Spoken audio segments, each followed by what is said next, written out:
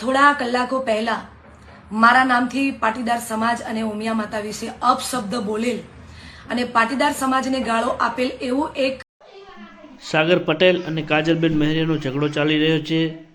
તો મિત્રો જુઓ પૂરો વિડીયો। કાજલબેન મહેરિયા તેમની ઉમિયા માતા માટે ગાળો બોલેલી છે સાગર પટેલને। આ વિડીયોની અંદર તમને પૂરું જોજો લોંગ, તો આમાં તમને ખબર પડશે કોણ સાચું અને કોણ ખોટું। તો મિત્રો ગમે તો જેટલો બને એટલો વિડીયો શેર કરી દેજો।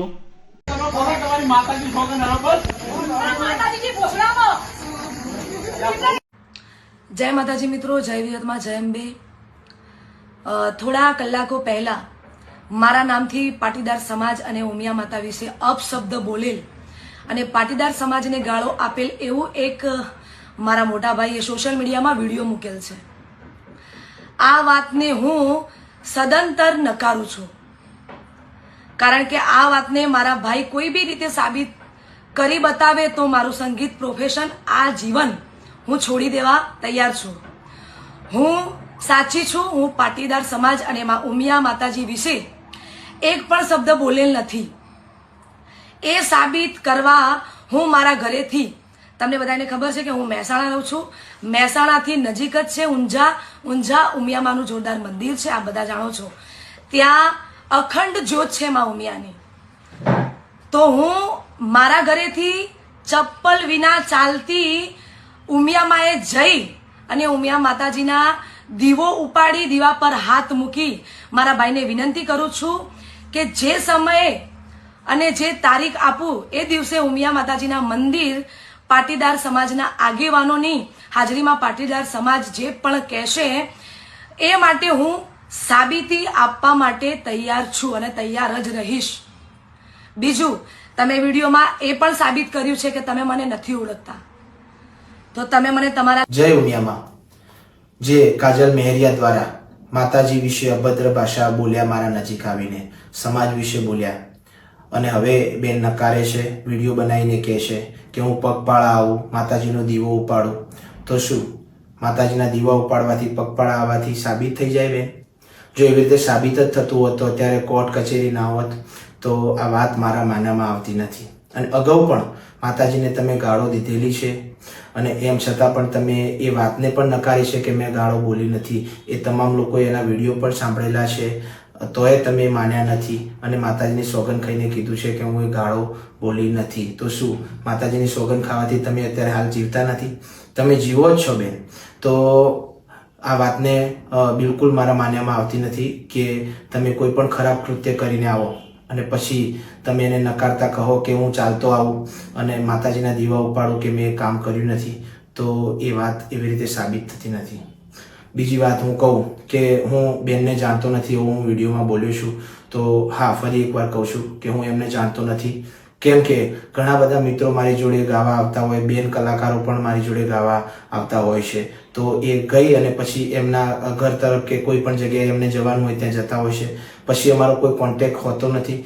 જાણવું, ઓળખવું એનો મતલબ એવો થાય કે આપણે કોઈના ઘરે જઈએ, ચા પાણી નાસ્તો કરતા હોઈએ, જમતા હોઈએ, કોઈને પર્સનલી ઓળખતા હોઈએ, આપણા વાર તહેવારે એમને બોલાવતા હોઈએ, એનો મતલબ ઓળખવું થતું હોય છે। તો અમે ક્યારે એમના ઘરે ગયા નથી કે એ મારા ઘરે આવ્યા નથી। બીજી વાત, બેન એવું કહે છે કે તમે તમારા લગ્નની પત્રિકા મને મોકલાવેલી, તો એ વાત પણ હું જણાવવા માગું છું કે મારા મેનેજમેન્ટ ગ્રુપને મેં 200 પત્રિકાઓ આપેલી કે આપણા લાગતા વળગતા કલાકારો, ભાઈઓ બહેનો, આપણા આર્ટિસ્ટોને તમે પહોંચાડજો।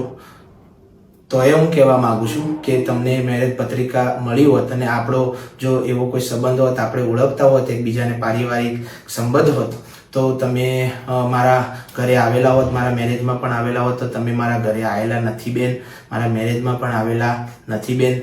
તો આ વાત પણ બિલકુલ સાબિત થાય છે કે હું તમને ઓળખતો નથી।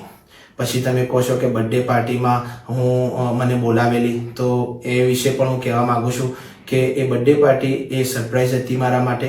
મને આંખે પાટા બાંધીને મારા અમદાવાદના મિત્ર સર્કલ દ્વારા એ બર્થડે પાર્ટીનું આયોજન કરવામાં આવેલું।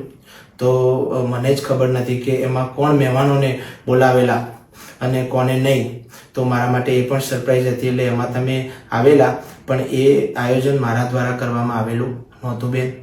અને તમે ફરી એકવાર એ વિડીયોમાં એવું કહો છો કે તમે તમારું કરો ને મને મારું કરવા દો. તો બેન, હું આજ સુધી કોઈને નડ્યો નથી. હું મા ઉમિયાનો ભગત છું. હું કોઈને નડવા પણ માંગતો નથી બેન. પણ આજે હું સ્ટેજ ઉપર ઊભો રહેલો અને તમે જે ગઈ અને જે જોશપૂર્વક મારી સામે આવો છો, મારા કાનમાં જે અભદ્ર ભાષાની વાત કરો છો, મારી માતાજી વિશે, મારા સમાજ વિશે બોલો છો, એમ છતાંય હું બિલકુલ નરમાશવાળા સ્વભાવમાં બેન હું તમને પૂછું છું કે બેન તમે શું બોલો છો? તમને ખબર પડે છે હું પટેલનો દીકરો છું, તોય તમે તમારા ઈગોમાં, તમારા પાવરમાં તમે પાછળ સ્ટેજની સીડી ઉતરતા મારા હાથ સામે મારા સામો હાથ કરી ટૂંકારા કરતા મને કહો છો કે તું પટેલ છે, તારા પટેલિયા શું કરી લેશે?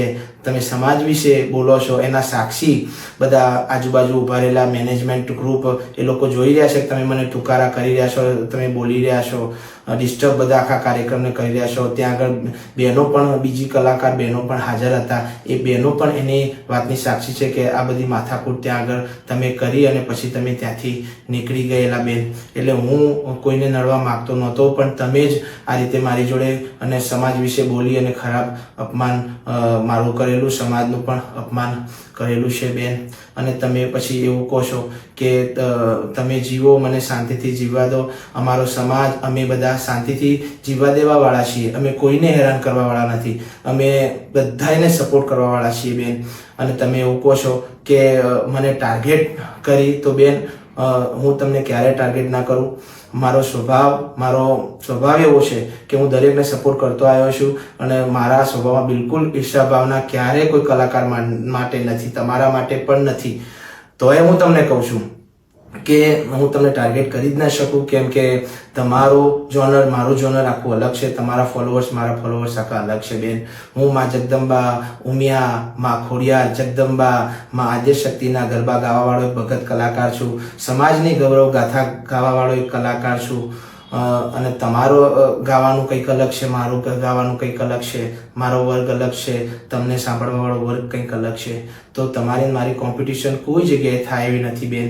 તો હું તમને ક્યારેય ટાર્ગેટ ન કરી શકું, પણ તમે જે ઝપટથી ગાતા મારી સામું આવ્યા, મારા કાનમાં જે વાત કરી, સમાજ વિશે બોલ્યા, માતાજી, તારી માતાજીના તું ગરબા ગા, અને જે અપશબ્દ જે વાપરેલા, તો મને એવું લાગે છે કે તમે મને શા માટે ટાર્ગેટ કર્યો છે, એ હજુ મારા મનમાં એક સવાલ ઊભો છે બેન. તમે મારા વિશે બોલ્યા હોત તો ભૂતકાળમાં પણ ઘણા બધા વિવાદો મારા ઉપર થયેલા, મેં અવગણ્યા છે, એને કોઈ પણ વળતો જવાબ આપ્યો નથી.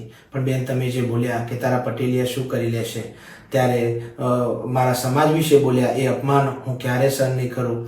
એટલે જ મારે તમને વળતો જવાબ આપવો પડ્યો બેન.